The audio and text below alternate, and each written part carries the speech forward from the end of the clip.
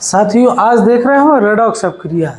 क्या होती है रेडॉक्स अपक्रिया? कभी आपने लोहे पर जंग लगते हुए देखा है? आखिर लोहे पर जंग कैसे लगता है?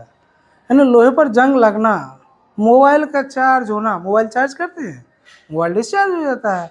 मोबाइल को चार्ज कर रहा है और डिस्चार्ज होना एक रेडॉक्स अपक्रिया है। रेडॉक्स अपक्रिया का मतलब ऐसी अभिक्रिया जो दो अर्ध अपक्रियाओं से मिलकर बनी होती है, उसको हम रेडॉक्स अभिक्रिया कह सकते हैं।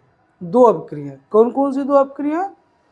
एक होती है ऑक्सीकरण की, ऑक्सीकरण अभिक्रिया, ऑक्सीडेशन रिएक्शन, ऑक्सीकरण अभिक्रिया। ये ऑक्सीकरण अभिक्रिया एक अर्ध अभिक्रिया हो गई। दूसरी है रिडक्शन अभिक्रिया, यानी अपचयन अभिक्रिया। यानी हम कह सकते हैं कि ऑक्सीकरण और अपचयन दोनों अभिक्रियाओं को मिला देते हैं तो एक अभिक्रिया होती है, और उसी को कहते हैं रेडॉक्स रिएक्शन। रेडॉक्स या इसी को कहेंगे ऑक्सीकरण अपचयन अभिक्रिया। ऑक्सीकरण और अपचयन अभिक्रिया, ऑक्सीकरण अभिक्रिया, ऑक्सीकरण अपचयन अभिक्रिया को ही रेडॉक्स अभिक्रिया कहते हैं।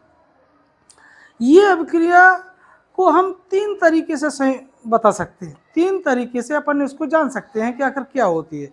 तीनों कंडीशन अपन को स्पष्ट देखना है। पहली कंडीशन क्या है कि देखना है कि किसी अभिक्रिया में यदि ऑक्सीजन निकल रहा, ऑक्सीजन निकल जाए, एक यौगिक से दूसरे यौगिक में ऑक्सीजन चला जाए, यानी हाइड्रोजन और ऑक्सीजन का यदि आदान प्रदान हो, एक दूसरे में जुड़े, एक परमाणु से दूसरे परमाणु या एक पदार्थ से दूसरे पदार्थ में जुड़ते हैं ऑक्सीजन या हाइड्रोजन, तो उसके आधार पर हो जाएगी। एक इलेक्ट्रॉन के त्याग और ग्रहण के आधार पर हो जाएगी, और एक ऑक्सीकरण संख्या के आधार पर। यानी हम समझ रहे हैं कि हम तीन प्रकार की अभिक्रियाओं के द्वारा, तीन प्रकार की परिभाषाओं द्वारा ऑक्सीकरण अपचयन को हम समझ सकते हैं। अब देखें एक एक करके कैसे ऑक्सीकरण और अपचयन होता है। ऑक्सीकरण का मतलब होता है कि ऐसी अभिक्रियाएं जहां पर ऑक्सीजन का संयोग हो, यानी जिन अभिक्रियाओं में ऑक्सीजन जुड़ रही है वो अभिक्रिया ऑक्सीकरण कहलाएगी, और अगर हाइड्रोजन वहां से निकल रही है तो वो भी ऑक्सीकरण ही कहलाएगी।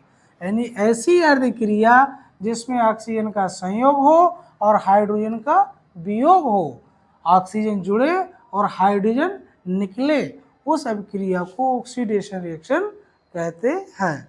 दूसरी अभिक्रिया है रिडक्शन, यानी अपचयन अभिक्रिया। अपचयन अभिक्रिया ऑक्सीकरण अभिक्रिया की विपरीत होती है, अपोजिट होती है। कैसे? कि यहाँ पर देखिए ऑक्सीकरण में ऑक्सीजन का संयोग होगा, जबकि यहाँ पर रिडक्शन अभिक्रिया में ऑक्सीजन का वियोग होगा।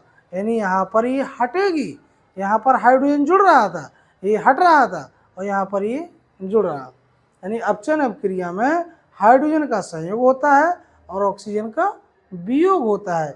इसीलिए अपचयन अभिक्रिया ऑक्सीकरण अभिक्रिया के विपरीत होती है, और जब दोनों अभिक्रिया होती हैं तभी रिडॉक्स होती है, तभी हमारी एक तरह से अभिक्रिया पूर्ण होती है। ठीक है? जैसे मोबाइल का चार्ज होना और डिस्चार्ज होना, ये भी ऑक्सीकरण अभिक्रिया है। मोमबत्ती जल रही, ये भी ऑक्सीकरण अभिक्रिया है। जंग लग रहा, ये भी एक प्रकार की ऑक्सीकरण अभिक्रिया है ना।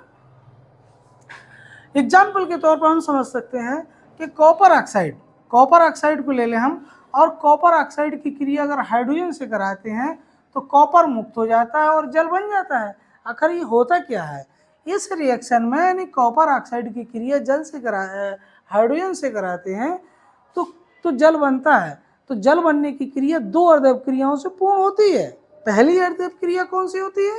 यानी कहने का मतलब कि इसमें इस रिएक्शन में ऑक्सीकरण और अपचयन दोनों होता है। समझिए कैसे होता है, यानी संयोग और वियोग के आधार पर। यहाँ पर देख रहे हैं आप कि यहाँ ऑक्सीजन है, कॉपर ऑक्साइड है, कॉपर ऑक्साइड से ऑक्सीजन निकला और किस में जुड़ गया? हाइड्रोजन से, और हाइड्रोजन से जुड़कर उसने क्या बना दिया? H2 यानी जल बना दिया। तो यहाँ से जब जल बन गया तो यहाँ ऑक्सीजन का वियोग हुआ, ऑक्सीजन हटी, और ये ऑक्सीजन जुड़ गई ना, जब हटी है तो ऑक्सीजन यहाँ पर जुड़ जाएगी, तो ऑक्सीजन का क्या हो गया, संयोग हो गया। तो ऑक्सीजन हाइड्रोजन से मिली तो ऑक्सीजन का संयोग हो गया, तो जब ऑक्सीजन का संयोग हो गया तो ये अभिक्रिया कहलाएगी ऑक्सीडेशन रिएक्शन। कौन सी अभिक्रिया कहलाएगी, ऑक्सीकरण अभिक्रिया कहलाएगी। और दूसरी अभिक्रिया क्या है कि यहाँ पर आपका रिडक्शन अभिक्रिया है, तो यहाँ पर निकला ऑक्सीजन क्या हो गई, ऑक्सीजन का वियोग हुआ, ऑक्सीजन इससे टूट गई, निकली, जब ऑक्सीजन निकल गई तो ये रिडक्शन अभिक्रिया मुक्त हो गई, और यहाँ पर क्या हो गया, ऑक्सीजन जुड़ गया, तो ये आपका ऑक्सीडेशन हो गया। समझ में आ रहा होगा आपको, ऑक्सीजन जुड़ रही, बस कहाँ जुड़ रही, किससे मिल रही है, दूसरी तरफ देखना है, उत्पाद में देखना है कि ऑक्सीजन जुड़ रही ना, जुड़ रही तो वो ऑक्सीडेंट। हमने देखा उत्पाद है हमारा, ये अभिकारक हो गए, ये उत्पाद हो गए, तो ये क्या हो गए, ऑक्सीजन जुड़ गई तो ऑक्सीजन हो गया, यहाँ से ऑक्सीजन क्या हो गया, निकल गई, तो ये अपचन हो गई।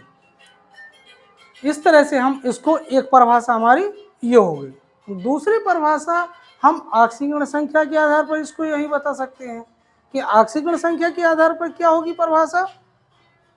ऑक्सीकरण संख्या के आधार पर है कि अगर ऑक्सीकरण संख्या बढ़ रही है, ऑक्सीकरण संख्या क्या है, बढ़ रही है, जब ऑक्सीकरण संख्या में बढ़ोतरी होती है तो वहाँ पर ऑक्सीकरण होता है।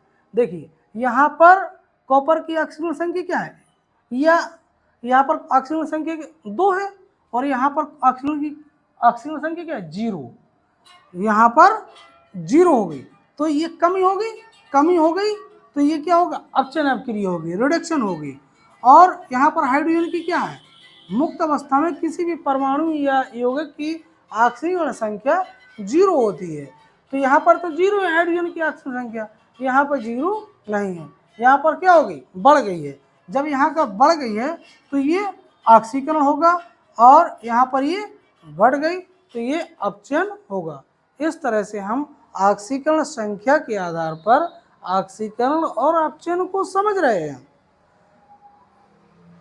एक तीसरी परिभाषा, लास्ट परिभाषा है आपकी इलेक्ट्रॉनों के त्याग और ग्रहण।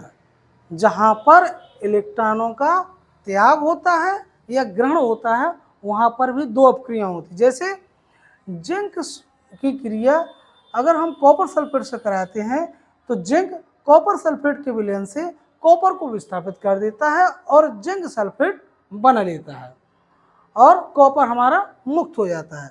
तो इलेक्ट्रॉनों के त्याग के आधार पर हम बता दें, इलेक्ट्रॉनों के स्थानांतरण के आधार पर बता दें कि यहाँ पर इलेक्ट्रॉनों का कोई त्याग नहीं हुआ, लेकिन जब इलेक्ट्रॉन त्याग दिए तब तो यहाँ पर 2 हुआ ना, तो इलेक्ट्रॉन त्यागे, जब इलेक्ट्रॉन त्यागा तो ये होगा ऑक्सीडेशन रिएक्शन। और यहाँ पर क्या है, ऑक्सीजन के यहाँ पर कॉपर है, इसमें इलेक्ट्रॉन क्या है, +2 है, और यहाँ पर क्या है, 0। जब 0 हो गया है तो यहाँ पर ये हो गया रिडक्शन रिएक्शन, यानी ऑक्सीकरण और अपचन। इस तरह से हम इलेक्ट्रॉन के त्याग और ग्रहण के आधार पर, भाई यहाँ पर कॉपर के पास कितने 2 इलेक्ट्रॉन इसने त्याग दिए हैं और यहाँ पर इसको क्यों मिल गए हैं, तो ये क्या हो गया, इसका कमी हो गई ना, पहले इसके बाद 2 थे। तो इस तरह से हम इलेक्ट्रॉनों के आधार पर, ऑक्सीकरण संख्या के आधार पर और ऑक्सीजन के हाइड्रोजन के संयोग और वियोग के आधार पर हम ऑक्सीडेशन और ऑक्सीकरण और रिडक्शन अभिक्रिया को हम समझ सकते हैं।